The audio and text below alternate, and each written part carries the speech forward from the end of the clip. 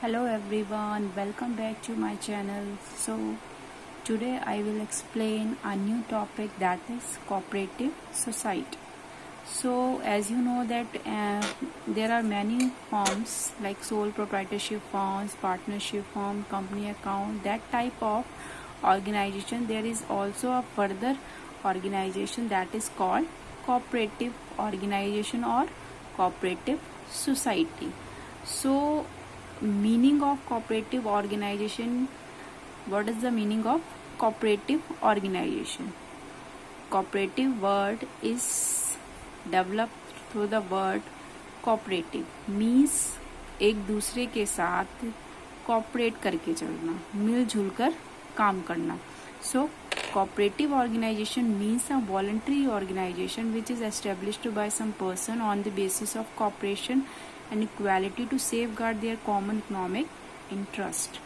So cooperative organizations का meaning क्या होता है? cooperative organization एक ऐसी ऑर्गेनाइजेशन होती है जो वॉलंटरी मीन्स अपनी खुद की इच्छा से कई लोगों के सहमति से वो ऑर्गेनाइज की जाती है, और यहाँ पर हर एक पर्सन जो भी इसका मेंबर है उसके बेनिफिट के लिए यहाँ पे ऑर्गेनाइजेशन को डेवलप किया जाता है, या फिर आप बोल सकते हो उसकी फाइनेंशियली हेल्प भी होती है, साथ ही इकोनॉमिक इंटरेस्ट को भी सेटिस्फाई किया जाता है. इसलिए इसको बोला जाता है कोऑपरेटिव ऑर्गेनाइजेशन. मीन्स यहाँ पर जो भी ऑर्गेनाइजेशन एस्टेब्लिश की जा रही है, बनाई जा रही है, वो उसके मेंबर्स के वॉलंटरी इन्वॉल्वमेंट के साथ बनाई गई है, और यहाँ पर जो भी उसके मेंबर्स हैं या जो भी पर्सन्स हैं वो एक दूसरे के साथ कॉपरेट करके या इक्वालिटी समानता के साथ एक दूसरे के इकोनॉमिक इंटरेस्ट को सेटिस्फाई करते हैं.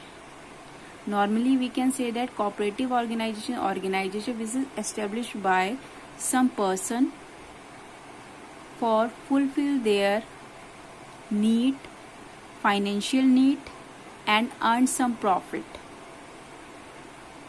In short, we can say that it refers to that voluntary association of person who join together with the motive of welfare of the members.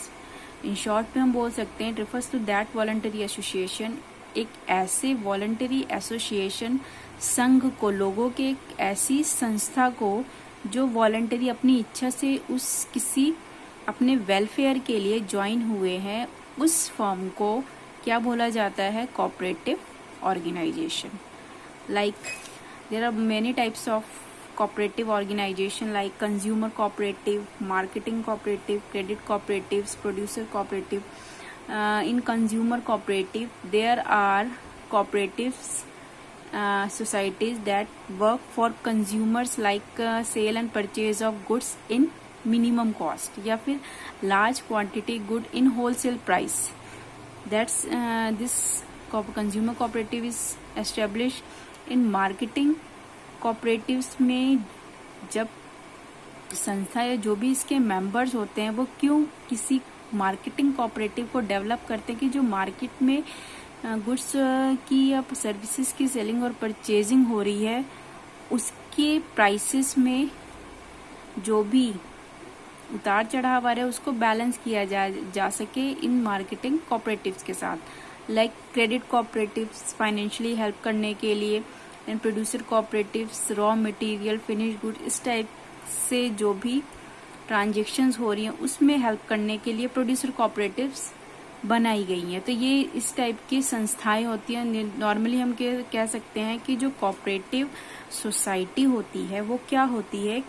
Voluntary associations होती है, कुछ मेंबर्स की voluntary association आप बोल सकते हो कि यहाँ पर वॉलंटरी एसोसिएशन आप बोल सकते हो कि यहाँ पर जो भी मेंबर्स इसके बने हुए हैं वो अपनी इच्छा से इस सोसाइटी में एंटर हुए हैं और अपनी इच्छा से ही वो उस फॉर्म को, उस सोसाइटी को लीव कर सकते हैं. देन वर्किंग टुगेदर, यहाँ पर जो भी ऑर्गेनाइजेशन स्टेब्लिश किया गया है, बनाया गया है, वहाँ पर सभी कॉपरेशन के साथ मिलजुल कर काम करते. तो यहाँ पर एक वर्किंग टुगेदर, तो ये नॉर्मली हम बोल सकते हैं कि शॉर्ट में आप इसके पॉइंट्स बोल सकते हैं. देन कॉमन पर्पस, यहाँ पर जो भी कोऑपरेटिव सोसाइटी बनाई गई है उसका एक मेन कॉमन पर्पस होता है profit motive for their members, उसके मेंबर्स की इकोनॉमिक वेल्थ को डेवलप करना, उनके जो इकोनॉमिक इंटरेस्ट है उसको फुलफिल करना, तो वो उनका कॉमन पर्पस होता है। Then welfare motive of members, यहाँ पर मेन मोटिव क्या होता है, मेन उद्देश्य क्या होता है, उसके मेंबर्स का वेलफेयर करना, उनके लिए ही काम करना।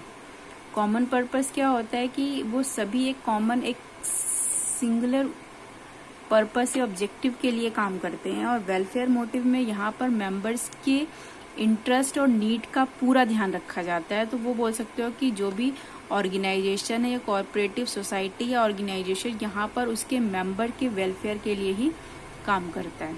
ठीक है।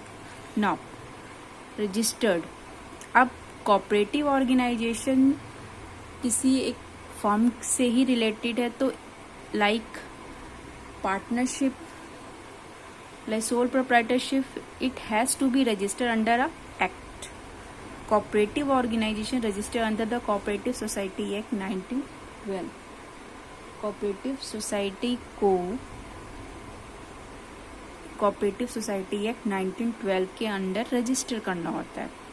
लेकिन जब भी आप इसे रजिस्टर करोगे कुछ कंडीशंस होती हैं। मींस अगर हमें किसी भी कोऑपरेटिव एसोसिएशन को डेवलप करना है तो वहाँ पर एटलीस्ट 10 एडल्ट मेंबर्स होने चाहिए। मींस आपको कोई भी सोसाइटी को बनाना है या कोऑपरेटिव सोसाइटी बनानी है तो उसके लिए 10 मेंबर्स जो कि एडल्ट हों उनको इन्वॉल्व करना जरूरी है। कैपिटल रेज्ड फ्रॉम मेंबर्स, और जो भी इसके मेंबर्स है वो कैपिटल इन्वेस्ट करेंगे और उनकी कैपिटल से ही फॉर्म की कैपिटल रेज की जाएगी। Then membership open for all, यहाँ पर मेंबरशिप फॉर ऑल का मीनिंग है कि जो भी इसके मेंबर्स होंगे तो वो उनको किसी कास्ट रिलीजन के अकॉर्डिंग डिफ्रेंशिएट नहीं किया जाएगा। कि जब भी वो किसी फॉर्म में किसी सोसाइटी में एंटर करेंगे तो वो सभी के लिए ओपन रहेगी, वो मेंबर बन सकते हैं। उन्हें किसी रिलीजन कास्ट के थ्रू उन्हें डिफ्रेंशिएट नहीं किया जाएगा, सेपरेट नहीं किया जाएगा, तो वो सभी के लिए ओपन होती है। Clear? Now next topic is features of cooperative society. अब हम कोऑपरेटिव सोसाइटी की बात कर रहे हैं तो इसके कुछ फीचर्स भी होते हैं जो सभी को पता होने चाहिए। तो इसका फर्स्ट फीचर क्या है, वॉलंटरी मेंबरशिप। जब भी आप कोऑपरेटिव सोसाइटी को बनाओगे तो यहाँ पर जो भी इसके मेंबर्स हैं वो वॉलंटरी यहाँ पर इन्वॉल्व होंगे, ज्वाइन होंगे। उनको कोई कंपल्शन या बाउंडेशन नहीं है कि आपको यहाँ पे ज्वाइन ही करना है। Means any person can be its member, कोई भी पर्सन इसका मेंबर बन सकता है और कभी भी अपनी चॉइसेस को लीव कर सकता है। लेकिन उसे छोड़ने से पहले एक इंफॉर्मेशन देनी होगी फॉर्म को। No restrictions on becoming the member on the basis of, हाँ ये मैं आपको बता चुकी हूँ कि जब भी आपको मेंबरशिप ज्वाइन करनी है या कोऑपरेटिव सोसाइटी का मेंबर बनना है तो आप उसका मेंबर बनने के लिए आपको किसी कास्ट रिलीजन के अकॉर्डिंग नहीं एंटर करना, आप वो सभी के लिए ओपन रहेगी। मीन्स उनको किसी कास्ट रिलीजन के अकॉर्डिंग सेपरेट नहीं किया जाएगा। और नेक्स्ट इज लीगल स्टेटस। अब बात आ रही है लीगल स्टेटस की, क्योंकि यहाँ पे बात हो रही है कोऑपरेटिव सोसाइटी की या ऑर्गेनाइजेशन की, कि जो भी एसोसिएशन होता है वो एक वर्ड को यूज करते हैं cooperative. This is the main word जो सभी कोऑपरेटिव सोसाइटी या एसोसिएशंस यूज करते हैं। तो इस ऑपरेटिव वर्ड को वो तभी यूज कर सकते हैं जब वो कोऑपरेटिव सोसाइटी एक्ट 1912 के अंदर रजिस्टर्ड होंगे। If they were not registered in this, according to this act, they will not use the word cooperative in their form. After registering, cooperative society becomes separate entity from its member. तो जब भी आप cooperative society या organisation को बनाया जाएगा तो उसे रजिस्टर करवाना पड़ेगा। उसको रजिस्टर करवाने के बाद ही आप अपनी फॉर्म में कोऑपरेटिव वर्ड ऐड कर सकते हो। आफ्टर रजिस्टरिंग कोऑपरेटिव सोसाइटी, तो जब भी रजिस्टर्ड हो जाती है तो फर्म और इसके मेंबर, फर्म बिल्कुल सेपरेट एंटिटी हो जाती है। किससे? उसके मेंबर से। मीन्स उसके मेंबर के आने या जाने या लीव करने से या ज्वाइन करने से उस फर्म को कोई इफेक्ट नहीं पड़ रहा है। वो पूरी तरीके से सेपरेट एंटिटी, उसके जितने भी ड्यूज हैं या लाइबिलिटीज है वो फर्म ही पे करेगी। मीन्स आप बोल सकते हो कि इस फर्म और इसके मेंबर एक तरीके से दोनों एक दूसरे से सेपरेट हैं। फर्म एक सेपरेट एंटिटी बन गया after registering the cooperative society act 1912। Clear? Now next point is limited liability. जो भी आपकी कोऑपरेटिव सोसाइटी होती है, ठीक है, जो भी आपकी कोऑपरेटिव सोसाइटी होती है, तो यहाँ पर जो भी मेंबर होते हैं उनकी लाइबिलिटी बहुत ही ज्यादा लिमिट, क्योंकि हम यहाँ पे बात कर रहे हैं कि एक फर्म है, एक कोऑपरेटिव सोसाइटी बिल्कुल ही सेपरेट एंटिटी होती है इसके मेंबर से। तो जब भी सेपरेट एंटिटी होती है तो सिंपल सी बात है, उसके मेंबर्स की लाइबिलिटी भी क्या हो जाती है, लिमिटेड हो जाती है। उनकी लाइबिलिटी बिल्कुल लिमिटेड है, क्योंकि अगर फर्म ही सेपरेट एंटिटी है तो उसके मेंबर की जो लाइबिलिटी हो जाएगी, जितनी भी उन्होंने कैपिटल इन्वेस्ट करी है फर्म में या जितने भी शेयर्स परचेज करे हैं, उस शेयर्स की वैल्यू तक उनकी लाइबिलिटी होगी, उसके बाहर उनकी लाइबिलिटी नहीं होगी। तो हर एक मेंबर की लाइबिलिटी क्या हो जाती है यहाँ पे, limited. The next is service motive. अब this is the main motive of cooperative society. अब यहाँ पर सर्विस किसको प्रोवाइड करनी है, उसके मेंबर्स को। जो भी मेंबर्स ज्वाइन हुए हैं, विलिंगली ज्वाइन हुए, वॉलेंटरी ज्वाइन हुए, उनको सर्विस प्रोवाइड करना ही इसका मेन मोटिव होता है। The main purpose of the society provide proper possible help to his member. Means उसके मेंबर्स को ही हेल्प करना इसका मेन मोटिव होता है। Cooperative society help their members by earning proper profit. और कोऑपरेटिव सोसाइटी कैसे हेल्प कर सकती है, अगर cooperative society excess profit gain करेगी तो बेनिफिट उसके इनडायरेक्टली बेनिफिट किसको होगा, उसके मेंबर्स को ही होगा। तो मेन मोटिव क्या होता है किसी भी कोऑपरेटिव एसोसिएशन का, उसके मेंबर्स को सर्विस प्रोवाइड करना। Control, the controlling job is performed. अब यहाँ पर बात आ रही है कि जो एसोसिएशन डेवलप किया गया है उसको कंट्रोल कौन करेगा, कि उसके सभी मेंबर उसे कंट्रोल करेंगे या किस तरीके से उसे कंट्रोल किया जाए। तो कि जब भी कंट्रोल की बात आ रही है, तो जब भी किसी कोऑपरेटिव सोसाइटी को कंट्रोल करने की बात आ रही है, तो उसको कंट्रोल करने के लिए एक मैनेजिंग कमेटी ऑर्गेनाइज की जाती है। वो ऑर्गेनाइज कैसे की जाती है, उसके जितने भी मेंबर्स हैं उनको वोटिंग का राइट होता है, लेकिन हर एक मेंबर सिर्फ एक ही वोट दे सकता है। ठीक है। Elected managing committee is form for this purpose which is elected on the basis of voting in general meeting. जैसे नॉर्मली आपकी कंपनीज फॉर्म में देखते हो कि बोर्ड ऑफ डायरेक्टर्स होते हैं। बोर्ड ऑफ डायरेक्टर्स ही सारे डिसीजंस लेते हैं और बोर्ड ऑफ डायरेक्टर्स को भी उनकी मीटिंग में ही सिलेक्ट किया जाता है थ्रू वोटिंग। उसी तरह आपकी कोऑपरेटिव सोसाइटी में भी क्या होता है, एक जनरल मीटिंग होती है जिसमें सभी मेंबर्स वोटिंग करते हैं और एक कमिटी ऑर्गेनाइज की जाती है जिसे बोलते हैं इलेक्टेड मैनेजिंग कमिटी। ये सभी इसके जितने भी मेंबर्स होते हैं वो सभी इलेक्टेड होते हैं, उन्हें चूज किया जाता है उसके मेंबर्स के थ्रू। तो इस मैनेजिंग कमेटी के थ्रू ही जो भी आपकी कोऑपरेटिव एसोसिएशन होती है या सोसाइटी होती है उसे क्या किया जाता है, कंट्रोल किया जाता है। मीन्स उसके जितने भी फंक्शंस हैं उनको देखने का वो सभी काम कौन करती है, ये elected managing committee. Every member has a right to cast only one vote whatever may be the number of share he holding. Means जो भी इसके मेंबर्स हैं जब भी वो उस कमेटी को ऑर्गेनाइज करते हैं या इलेक्टेड करते हैं, उसको चूज करते हैं, तो वहां पर वो ये नहीं है कि कोई भी पर्सन कितने भी वोटिंग या कितने भी वोट्स डाल सकता है। हर एक पर्सन, एक मेंबर को एक ही वोट डालने का राइट है और उस राइट मतलब कि ये बोल सकते हो कि हर एक पर्सन एक ही वोट वहां पे दे सकता है, चाहे उसने शेयर्स कितने भी खरीद रखे हो उस फर्म के या फिर उसने कितनी ही कैपिटल इन्वेस्ट की हो। मीन्स हर एक मेंबर का जो राइट है वो सिर्फ उसके 1 वोट तक ही सीमित है। ठीक है, उस 1 वोट तक ही वो लिमिटेड है, उससे एक्सेस वो वहां पे वोटिंग नहीं कर सकता है। तो यहाँ पर कंट्रोल की बात आ रही है। कंट्रोलिंग कौन करेगा, उस मैनेजिंग कमेटी के थ्रू कंट्रोल किया जाएगा। Next is arrangement of finance. अब फाइनेंस की बात हो रही है तो पहली चीज तो ये है कि जो भी इसके मेंबर्स बने अगर वो शेयर्स परचेज करेंगे तो शेयर्स परचेज के थ्रू क्या हो जाएगी, उस फर्म की कैपिटल ऑर्गेनाइज की जाएगी। तो capital obtain from the sale of share of this members, जिसके मेंबर जितने भी शेयर्स खरीदेंगे या उन्हें जितनी भी इशू की जाएगी उससे उनकी कैपिटल डेवलप होगी। दूसरा, कुछ लोन उन्हें गवर्नमेंट भी प्रोवाइड करती है, ग्रांट सुविधाएं आप बोल सकते हो, वो भी उसे गवर्नमेंट से, क्योंकि कोऑपरेटिव सोसाइटी है, क्योंकि वेलफेयर के लिए काम कर रही है, तो उसे कई बार ग्रांट भी मिलती है गवर्नमेंट से, तो वो ग्रांट से भी अपनी फाइनेंस को इंक्रीज करती है, लोन से भी, साथ में कैपिटल से भी, जो उसके मेंबर उसमें इन्वेस्ट करते हैं। Clear? Now next is cash trading. अब कैश ट्रेडिंग का मीनिंग है कि जो भी कोऑपरेटिव सोसाइटी ट्रांजैक्शंस करती है वो कैश में करेगी या क्रेडिट में करेगी। तो नॉर्मली, क्योंकि हम बोल सकते हैं कि कोऑपरेटिव सोसाइटीज बहुत लार्ज स्केल पर बिजनेस नहीं करती हैं, क्योंकि उनके फाइनेंशियल जो रिसोर्सेस हैं वो बहुत स्मॉल लेवल के होते हैं। तो यहाँ पर कोऑपरेटिव सोसाइटी ज़्यादातर प्रेफरेंस किसको देती हैं? कैश ट्रांजैक्शंस को।